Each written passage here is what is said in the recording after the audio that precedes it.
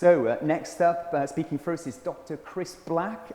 He's a final year gastroenterology registrar at the Yorkshire and Humber Deanery.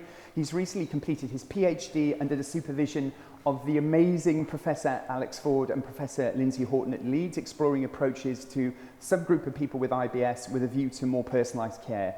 He's published extensively a network of meta-analysis summarising the relative effectiveness and range of treatments for IBS, including first-line drug options, second-line treatments, as well as pharmacological pharmaceutical treatments for IBS-C and IBS-D. And if anyone's aware of these treatments, they really are seminal, vitally important pieces in research, as well as looking at psychological and behavioural therapies. He's a co-author of the recent BSE Guidelines on the Management of IBS, and is a trainee representative for the BHG Food and Functional Clinical Research Group. We're really lucky to be able to have Chris here to present on the use of drugs in IBS syndrome, so I'd like to welcome him to give his talk. Thank you very much, Nick, and I'm delighted to be with you all today to talk about a sidestep into thinking about drug therapies in a day that's predominantly focused, of course, on dietary interventions. So I think before I delve into the detail, just a bit of context is useful. So as we know, IBS is a global problem. The prevalence varies throughout the world, but it is widespread. And there are a number of drug therapies that are available throughout the world, but it's important to recognise that these are not available in all countries. Secondly, we diagnose IBS using the Rome criteria. And whilst these are certainly used to recruit people into trials, and they might be used by some gastroenterologists in secondary care, most patients with IBS are seen by our GP colleagues and never come to our attention. And actually, a lot of GPs use more pragmatic definitions of IBS, which are effective. And so we have to just bear this in mind when we're interpreting the results of trials in real-world, everyday clinical practice. The pathophysiology of IBS is really complicated. That's the only point of this diagram.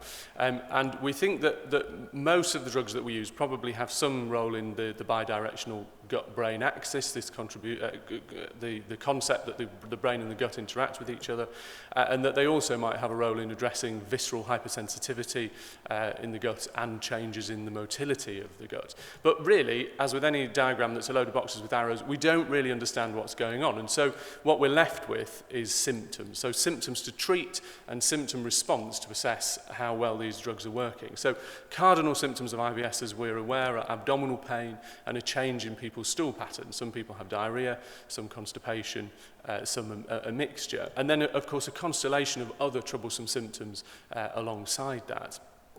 So when we try to treat these with drugs, what sort of options broadly do we have? Well, we have first-line therapies. So for abdominal pain, that might be things like antispasmodics or the use of peppermint oil capsules. For changes in stool pattern, that will be antidiarrheal drugs or laxatives. And where these are ineffective, then we may use neuromodulators, so drugs in the antidepressant class. And for stool pattern, newer drugs that have been developed over the last 10 to 15 years, which we'll look at in some more detail. I'm not going to talk about the role of fibre supplements or the role of probiotics today. So why should antispasmodic drugs work in IBS? Well, patients have pain and bloating, as we've seen.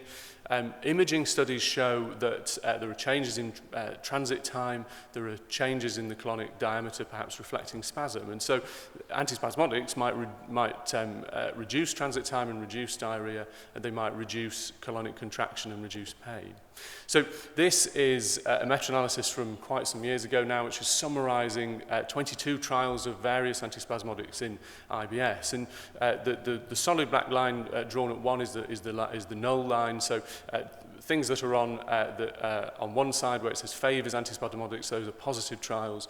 Trials on the other side, negative trials. And so you can see that there's a sort of smattering of results around that line. But overall, there's a pooled benefit of antispasmodics, and with a number needed to treat of 5. So give it to 5 patients, one of them will get better.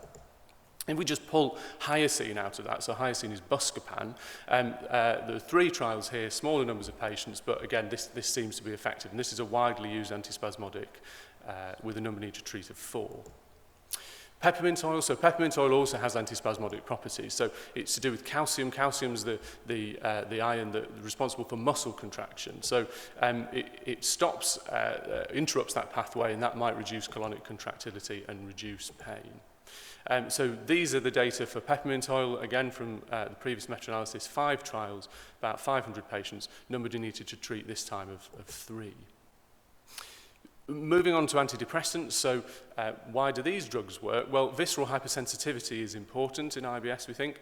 Barostat studies, where if you inflate a balloon in the rectum of people with IBS, they have a much lower tolerance to pain, and that might be why they're getting abdominal pain.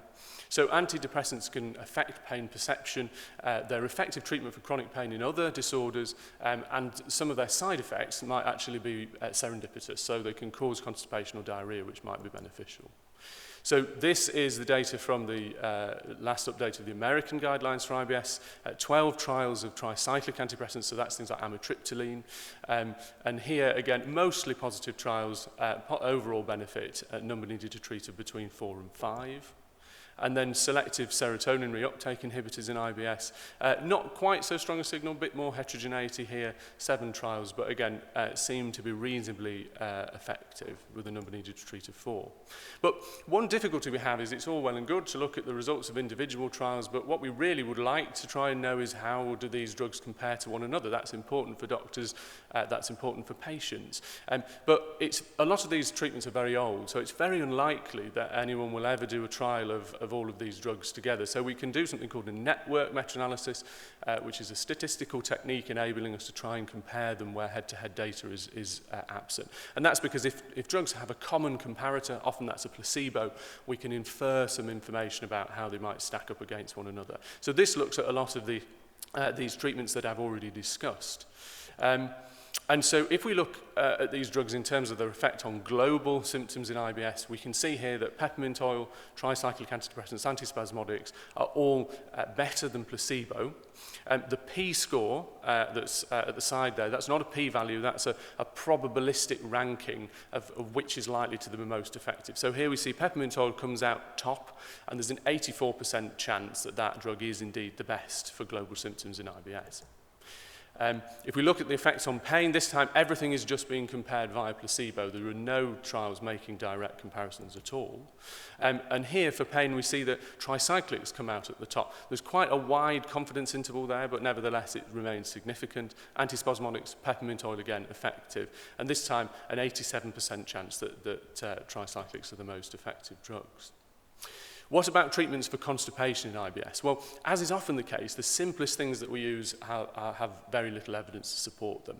So laxatives, of course, widely used to treat constipation. In terms of specific data for IBS, very little. So small trials of polyethylene glycol, it's actually like Movicol, which suggests that they are beneficial for stool form abnormalities. And it's a reasonable first-line approach to take. These drugs are widely available, relatively cheap, acceptable to patients. But what if they don't work? Well, more recently, people have developed these drugs called secretagogues. So these, broadly speaking, are drugs that bind to receptors on the lining of the intestine. This leads to electrolyte salt secretion into the intestinal lumen, and as a result you get more fluid and you get accelerations of transit.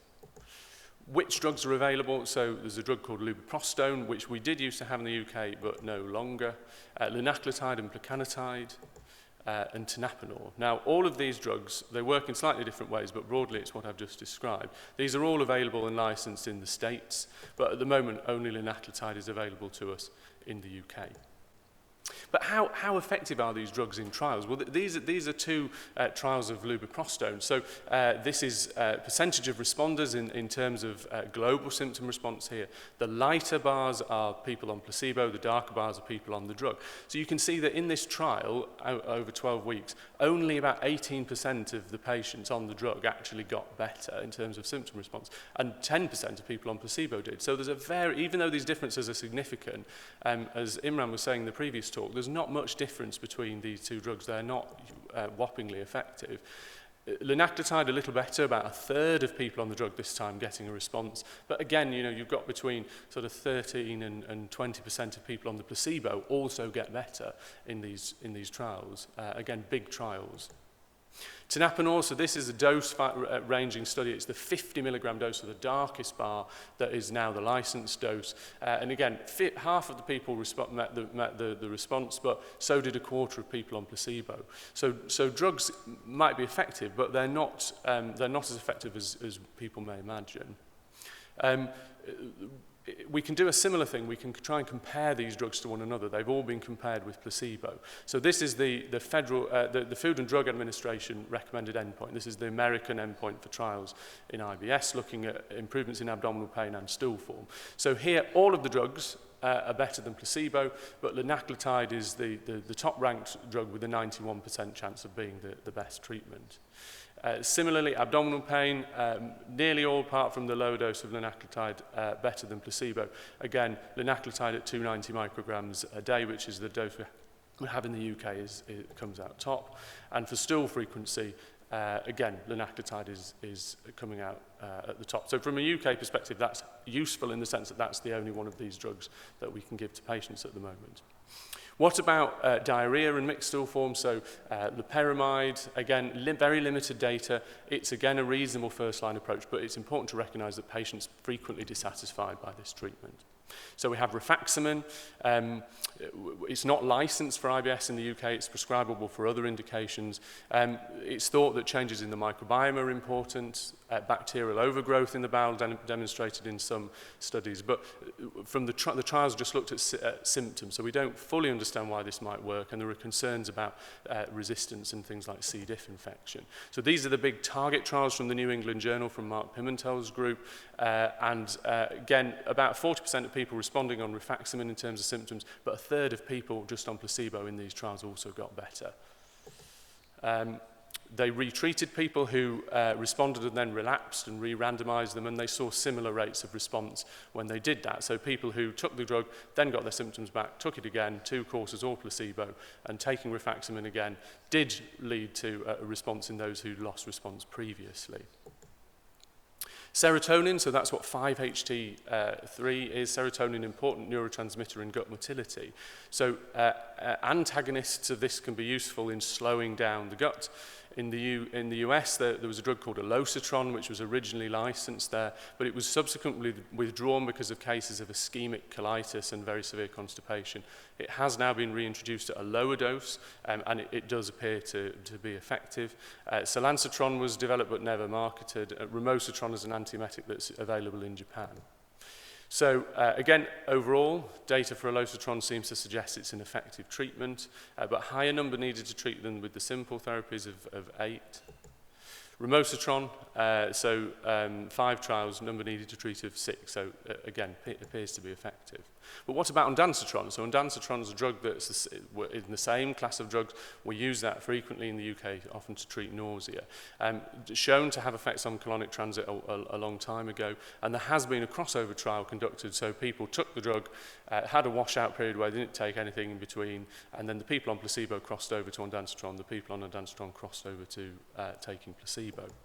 And in this drug, so stool response is the first endpoint there. 80% of people taking ondansetron, their diarrhea got better compared with 40% on placebo, so that's pretty good. But on the right-hand side, their pain response, no difference between them. So but it does seem to be good for diarrhea. Opiate receptors are all throughout the gut. So drugs acting on delta opioid receptors deal with pain, so that's like morphine. Drugs acting on the U receptors deal with diarrhea, so that's loperamide. So people have developed mixed opioid receptor drugs to try and deal with this problem.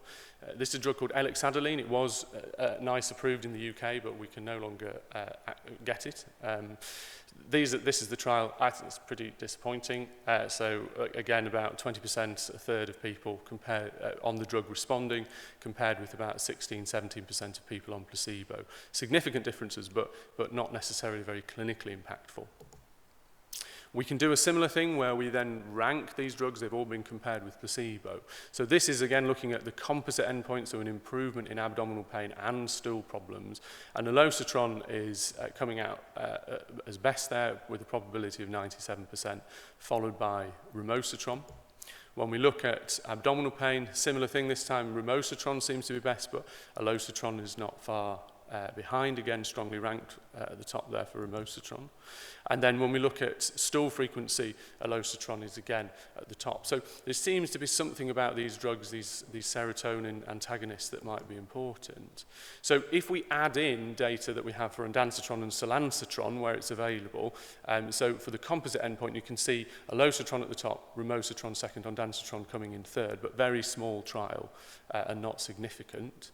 And then for abdominal pain, solansatron second behind remosatron. So it does seem that these drugs might be worthy of a bit more investigation. And that's important because in the UK, at the moment, we only have loperamide to give patients who have diarrhea. So that's pretty woeful for many sufferers.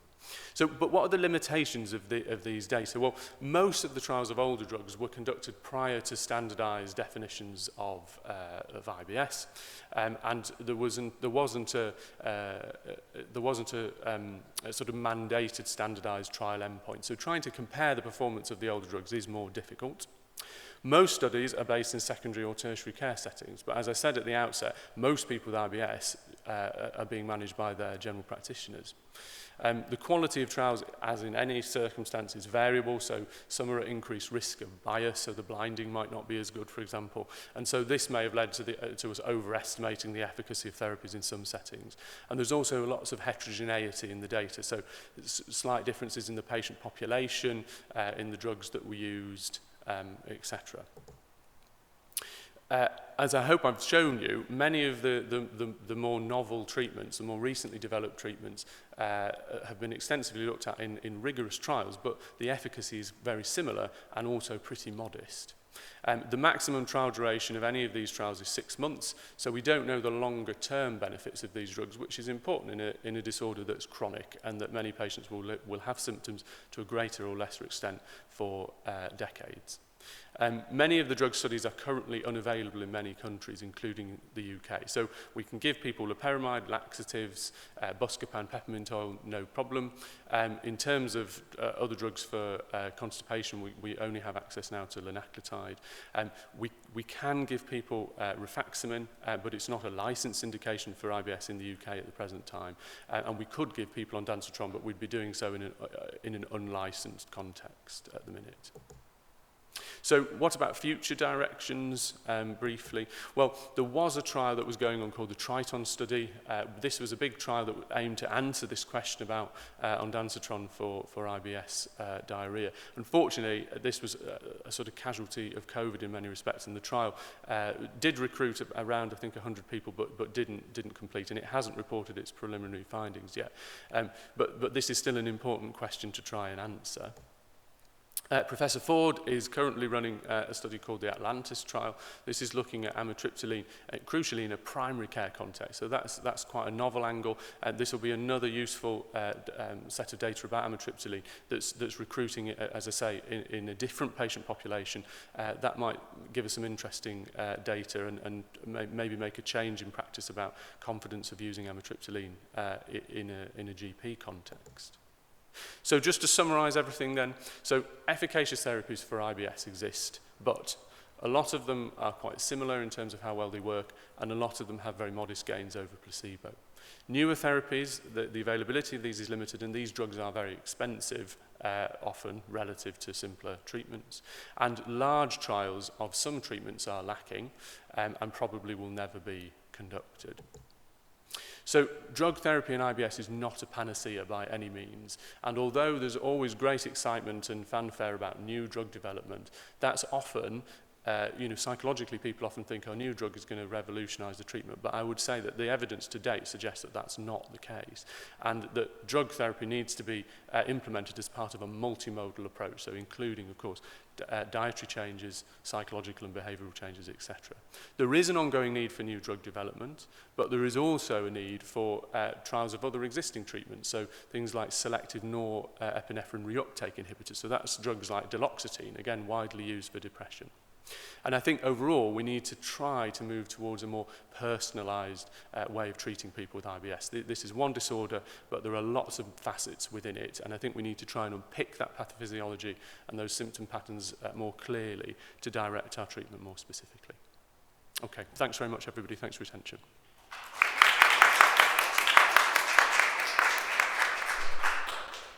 Thank you very much, Chris. So we've got a few questions here. So is it common for patients to have a negative response to peppermint oil?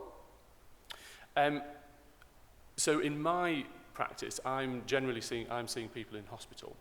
So I think that's the other thing to emphasise is that often patients will have tried these drugs either because they've bought them themselves because they're freely available, or their GP has already tried them. So I would say I see many patients who have probably not responded to those sorts of things. The difficulties with peppermint oil as well is that it can often cause a lot of dyspeptic indigestion-like side effects, and there is quite a significant overlap between indigestion symptoms and IBS. So for some patients it's a tolerance issue along those lines, but yes, certainly a lot of patients will not respond to these treatments. Cool.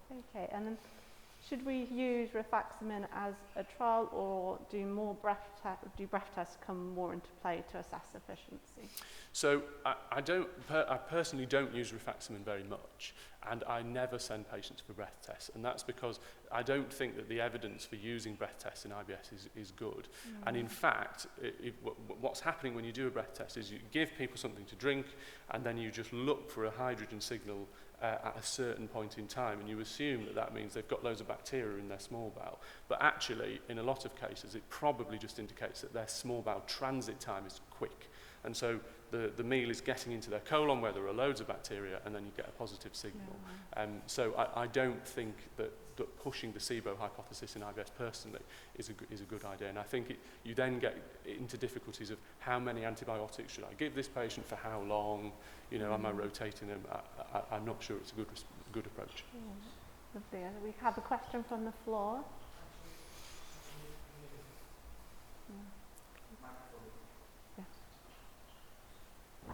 Yeah. So it was going to elaborate on the BSG guidelines that you and I are both part of, and looking at the diagram in terms of where medication fits in. And one of the things I raised with you yesterday, which has come to my attention, is that in the top tier we talk about, for IBS patients, first line management, i.e. exercise and diet, and we talk about traditional diet, and it says there if you feel, then consider low FODMAP. And then the next tier is what I consider as over-the-counter remedies like antispasmodics, and I'm just wondering whether you think we should be considering over-the-counter remedies like antispasmodics before, for example, low FODMAP diet, and maybe in conjunction with traditional diet. Yes, I think that's a really good point, Imran, and it partly represents the difficulties of trying to represent that algorithm in a simple flow diagram. In practice, I would say probably most patients have tried those drugs either alongside other dietary changes or before they come to that sort of point. But I think, yes, I think simpler dietary advice plus some of these first-line treatments as a sort of as a combined initial approach is sensible, and then saving more restrictive dietary intervention and these other drugs as more of a second-line approach. Yes, I think that's right. That's what I thought. Thanks, Chris. I think maybe just one very more quick question, just to emphasise. Just one more quick question to emphasise. With drug treatments as dietitians, I think sometimes as part of your wonderful best practice for IBS paper, Chris, you have this wonderful infographic where lifestyle changes and behavioural modification and diet are up there. And I think, you know, we just want to emphasise, is one of the questions that came up a couple of times. With drug treatments, it is lifestyle choices first and then drug treatments generally second, isn't it? I think we we shouldn't fail to emphasise the importance of lifestyle, because it's something that's often underplayed, particularly by clinicians, I think, and actually for the vast majority of patients, it's trying to normalise their experience, it's trying to let them know that it's common, it's trying to make them focus on things in their life that are probably key drivers of their symptoms that they haven't maybe thought of. Sure. And that plays into thinking about behavioural therapies, which a lot of patients want a quick fix and they see taking a drug as that. But as we all know, you know, that doesn't happen for people with IBS in the vast majority of cases. So yeah, absolutely, I think we should be sticking with that initial message of lifestyle and doing those changes first. And of course, all gastroenterologists will be happy for us as dietitians to refer back in if patients fail to respond to behavioural therapies. Yeah, yes, wonderful. Well, thank you so much for a brilliant session. We're going to take a short break now.